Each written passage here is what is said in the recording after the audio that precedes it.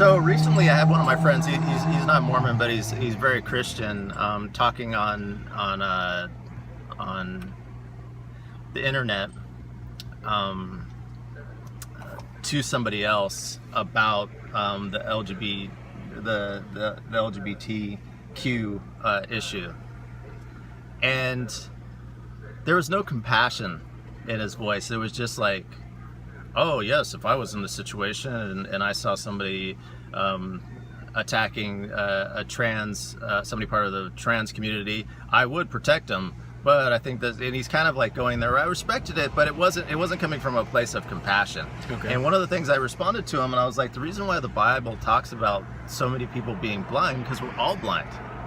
Sure. Going back to what I was saying and what we were saying in part 2 is we are all blind. We all have blind spots in some way. I know you're a lot of times you see that I'm into like when we're talking and all of a sudden a fly comes in or different you'll point things. out some meaning behind So that. a fly represents wisdom, and if you know a fly's eyes, fly will see, and I don't know how they figured this out, but the fly will see everything. many different times, and I believe that is wisdom. Is we're seeing all the different possibilities, Different perspectives. And in order to do something in life, you have to be wise, but also you have to be able to focus on something. And I believe that even in Christianity, they say Christianity is a narrow path. Sure. But I believe that's the focus part of what you're talking about. Correct. Yeah. But sometimes you can focus on something that isn't based in any truth. Beyond the value of your myth. Yes. Yeah. And that you're making a mistake. Yeah, it's a mistake. Hashtag mistake. So going back to that wisdom and then being able to focus on the knowledge and where that knowledge and wisdom comes up and it pertains, because people are doing this, but they're doing it more in a manipulative way. Mm-hmm. When you say doing this, what do you mean? Focusing, narrowing? So I'll say an example, like I'm a Bob Marley impersonator, and and to engage the audience, I do that, but I do it in a way that I give them the freedom to figure out what I'm saying and go to along. interpret it their own way. So I say Bob Marley was half Jamaican and half white, which is true. Okay. And he was also gay. Made that up. No, and then I said the song We're Jammin' was originally about his boyfriend Benjamin, and I hope you like Benjamin too. And if you listen to that song, and I say, just think about it. Bob was trying. So we have people that are fans of Bob, and they're all of a sudden thinking Bob's gay.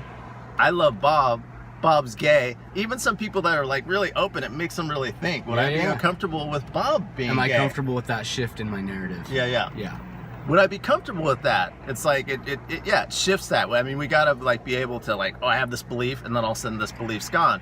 But I'm not telling people to just be weak, and just because the status quo is going this way, follow along with that. But we're here to evolve. You're giving them a perspective. What if Bob was gay? Yeah, what if Bob was Would that change your position about, if Elder Holland loved Bob, would all of a sudden he be like, oh man, I love Bob. And he's gay, so maybe other gay people are cool too. Yeah. Maybe it's okay. It can open it, or somebody could just totally now I hate Bob. Yeah, I hate Bob. I was gonna go for the extreme of it, because there's many different gradations places to go. So what is you shifted out of being more blind into being open based on that doctrine. How did you shift, and how long did it take?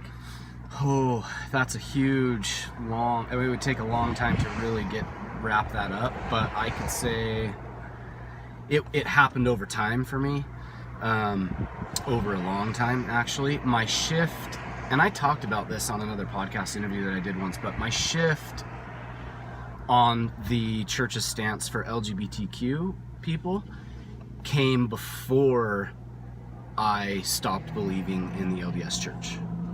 So my faith transition, the LGBTQ issue was part of my transition, and I think it was probably the first really strong issue that pushed me off the fence where I was like, I don't know if I can keep believing this stuff.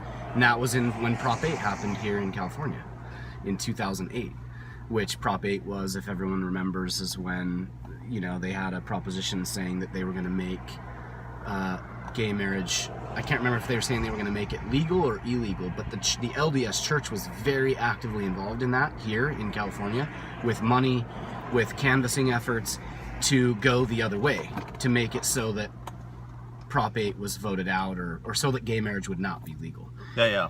I had a really good friend, I've told the story before, he has a gay sister, and he and I would discuss these things. He was a really generous, kind, graceful guy, and so he would abide in my bullshit, frankly, in defending the church's stance about gay issues, but he just stayed with it, and I met his sister and got to know her and started getting to know other people who were gay or not straight, and that familiarity bred an understanding in me that, like, the church was wrong.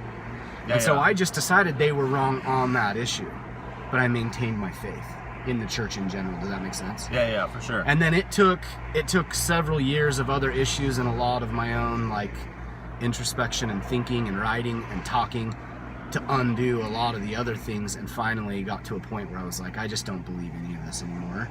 And then even from there, it took longer still to be able to say, not only do I not believe this stuff, I'm out. I'm no longer a member. I no longer agree with the organization. I no longer am with them in any way. So at the highest point, how much of your identity was aligned with being a Mormon? Man, if you know much about Mormon, I mean, very much. You know, when I was a younger guy, a younger man, I was not aligned at all with the church. So as a teenager and a young man, I partied, right? I drank. Those are things that go against church doctrine, against the word of wisdom specifically. That's just one thing. I just was not active at all and didn't care about it. Didn't really agree with a lot of things. But then I had like a young man identity crisis, and I saw the church as an answer. Frankly, I think I was conditioned to get that response, and I went on an LDS mission, the 2-year proselyting mission to the Philippines. It tied me in very deeply. It very much made up who I was. I thought about my position as a Mormon many times throughout the day, as I was making decisions or doing or saying certain things. So yeah, my identity was very wrapped up in Mormonism. Very much. I got it. So taking a step to come out of the closet as your more authentic self, because I see Elder Holland as being very closeted for his authentic self. Maybe. And when I look at energy, and when I look at his energy as I talked in the video, there's lots of repressed anger in there, and there's lots of, he's not like, he believes it, but but his body doesn't believe it. That's interesting that you're open enough to see that and to make that call about him, because, you know, with energy can start to sound hokey, right? Like, there's energy out there and there's no real way to, like, measure that, or to, maybe there are some ways, but I'm unaware of ways that, like, really verifiably, you can't put that in a test and predictably say what's going to happen when this person exhibits this kind of energy. I think most things you can't predict, and yeah, and I love it. We just say that, we just agree. They're just the lies of community. Oh yeah, this. And I love listen to this. My dad, rest in peace, was a very good anesthesiologist. Okay. My dad talked with I don't know his first name, but Salk Institute, the guy that cured polio, I think it was. Oh, gotcha. My dad talked to him, and they both went, not at the same time, but they're both doctors, and they both went to New York City College. So at one of the reunions, he approaches my dad and asked him how anesthesia works. Wow. And they do not know how anesthesia works. Okay. But they still do it, and they still depend on it. They still do it. It's a brilliant point. But here's the thing. I bet you I could figure it out in a short period of time. Sure. I mean, because it's or a long period of time. Yeah, because it's you have meridians in your body and you shut down certain things at a like in certain ways. So there are things once you step out of the status quo and you step into different worlds. And trust me, other worlds are full of the LGBT. There's so much hypocrisy in that too. Sure, they have their own narratives. They're not true in lots of different ways. That, like they might say, because like if you say that you're straight, you're homophobic. Right. And that's just like that's what that is it's creating a enemy out there, which brings the whole community together. And I don't fight that, because that's one thing that's working. That division is one of the things that's like working like better than anything. Right. It's bringing the community. Okay, this person hates this person, but they're the other side of that they're loving. Yeah, they're bringing it together. So I've learned that takes less effort, because that's just going to happen, and it's there's lots of hypocrisy in there, but It works because they're going to outlive their myth too, and then they'll have to change their myth. But I love that you're open to point out Holland's energy and say that it's not his, that maybe he believes this, but it doesn't look like from his body language or from his body at all, that he's being his authentic self. And coming out of Mormonism and seeing it from a different perspective, I don't want to say that I'm right and that Mormons who have stayed are wrong, but I can say that I became more authentic, and I was able to shirk some inauthenticities in my life and about myself. So the energy is an experiment. So when we talked into that, I want you to, don't take my word for it. I want you to delve into this. This is all about you becoming a better you, him becoming a better him, me becoming a better me. It's not about us coming from an absolute place. Nope. Do I believe I bring it? And does he bring it? Sure. Yeah. But I'm not always bringing it. And I'm not always right. Yeah. And I would say on occasion I get impulses and feel racist in certain types. Probably when somebody might cut me off. I might have like a thought like all of a sudden just to do comes that. In. But I still have the same thought that I'm wrong for that when that's happening. Sure. Yeah, you're aware of it. Yeah. So it's temporary. Yeah. It's temporary. So yeah, I wonder if Holland really is out of sync with his own authenticity. I don't know. I don't know if he's aware of. I think that he truly believes that he's right and that it's wrong to be gay. And he would say, "Oh, I'm not saying it's wrong to be gay." You know, what's their line? The LDS Church's line is that it's okay to have same-sex attraction. They won't call it homosexuality or being gay. It's okay to have same-sex attraction. It's just not okay to act on it. So in other words, it's okay to be gay, but it is not okay to have a gay partner who you're intimately involved with, because that's a sin. And it's like, okay, so I can be gay, but I have to be alone for the rest of my life. That's bullshit. Yeah. That's what's weighing on my heart this morning, you asked. Because this is another step back in my mind for the church, and more importantly for its people, because they're being taught by one of their revered leaders that idea is still okay, that it's okay to tell gay people that they are okay so long as they don't have gay sex. And so going back, and that's damaging. That's hurting people. And also I made some judgments, and I don't know if we totally addressed this. I made some judgments on him not being aligned with compassion, and I kind of talked about how me coming out of the closet on my authentic self. But going back to him, when we use words like violent words, like, and sometimes today people say stuff that's not really necessarily violent, like microaggressions, and but when he's using violent words like musket, friendly fire, which I was thinking might be biblically, but even in the way that when he's using that, that's not necessarily in a place of compassion. Because what happens to the freshmen that is maybe a closeted gay, may not be a closeted gay, that is, the way I said gay really sounded like I'm like, like an elder. like, you might be one of those gays. Okay, wait, I just healed that part of me. Okay, Yeah. okay. So he might be in a possible this person is wanting to come out of the closet as their authentic self, as a gay person or as a straight person, but they're overcompensating, and it might lead to violence. Good. Because they're fighting with something within their self, which couldn't be very healthy alone. When you're fighting that your own demons internal within you. conflict. Yeah, conflict. But a lot of people are acting out on that internal conflict when they're still seeking.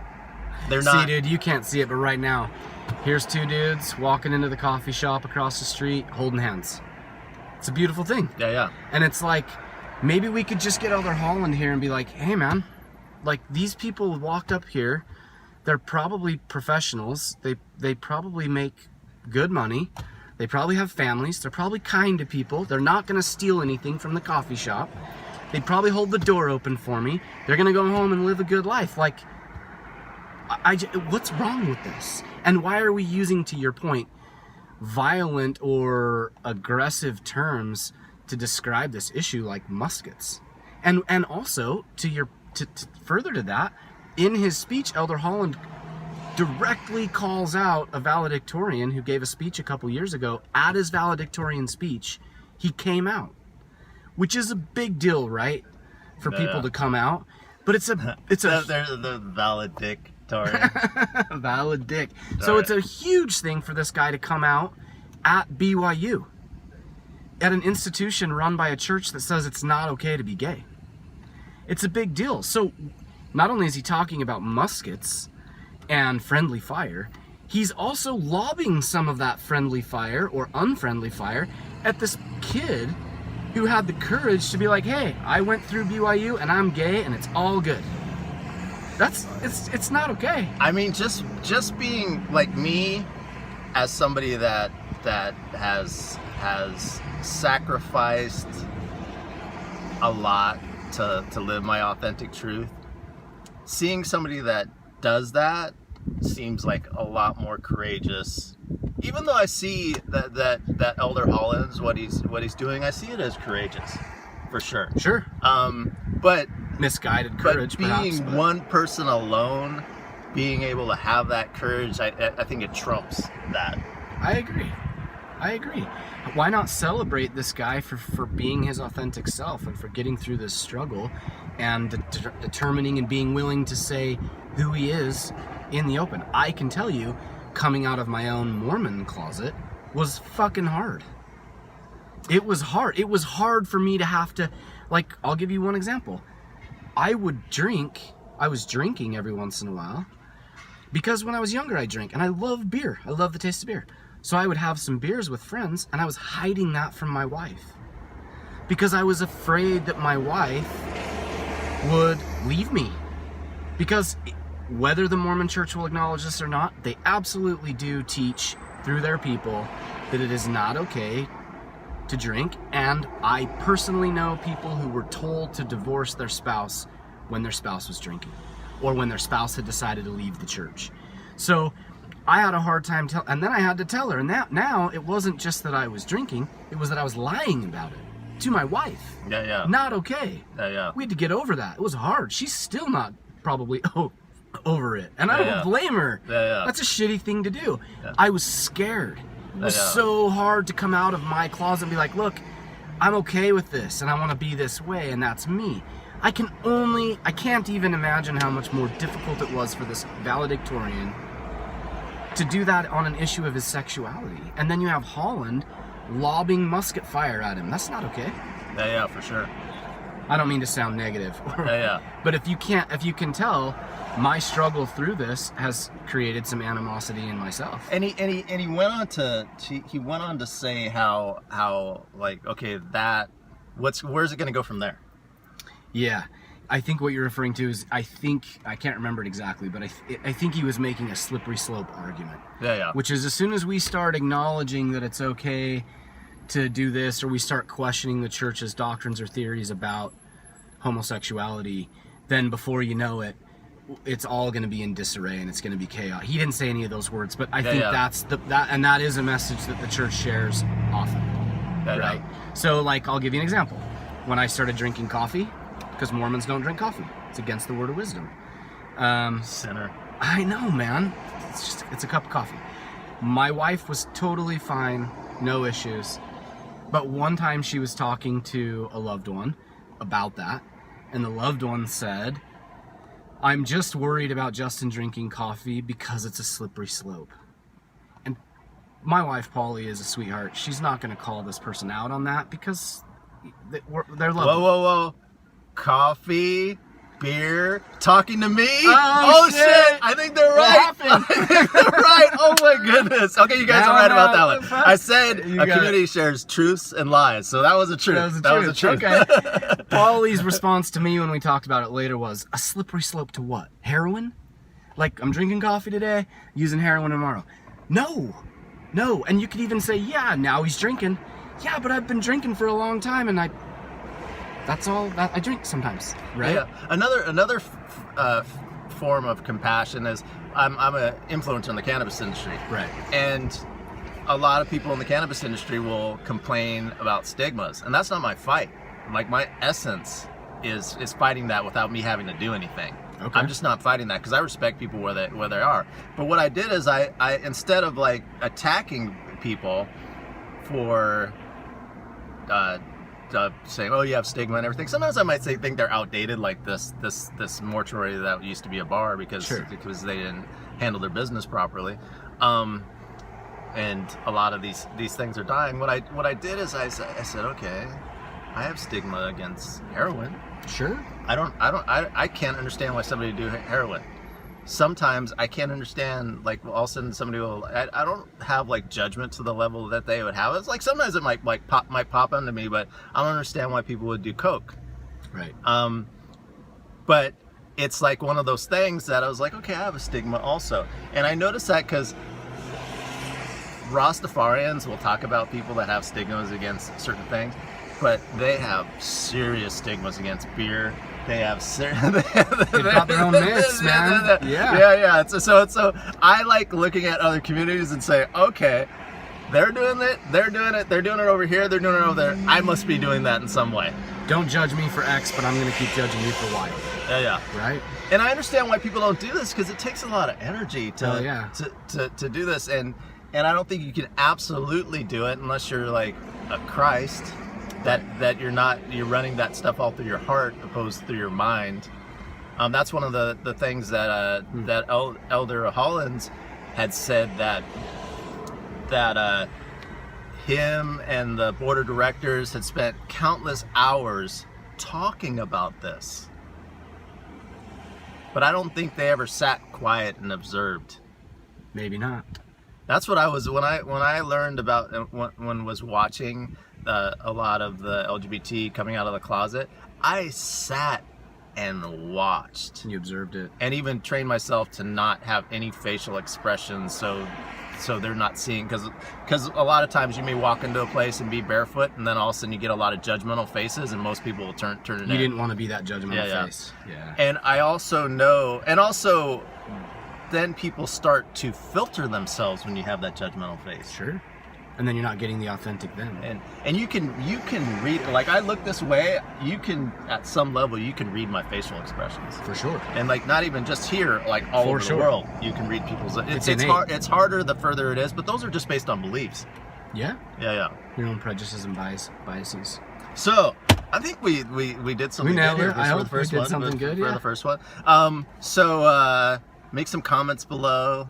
Tell us what you liked about this. Add some value to this. Yeah. Criticism, we're not going to read them, but call us out if you call need us to. out. Yeah, call us out if you want. It's okay. You want. And I do want my planet, Elder Holland. If you're in charge of planets, I do want my planet. I do want my planet. I've got one. I'm still a member, and I have the priesthood, so maybe I'm going to get one. Oh, nice. Maybe I've got a planet somewhere. I don't even know what I would do with the planet. Actually, I don't want a like, planet. I might just go Muslim. When and I just die, go, I want to be dead, bro. and Like, just let it go. and also Muslims with like 42 virgins. Yeah. I don't know. Like, Sex got way better with my wife after some time. yeah. I don't want 42 virgins. I don't even want Yeah, one. 42. I like, yeah.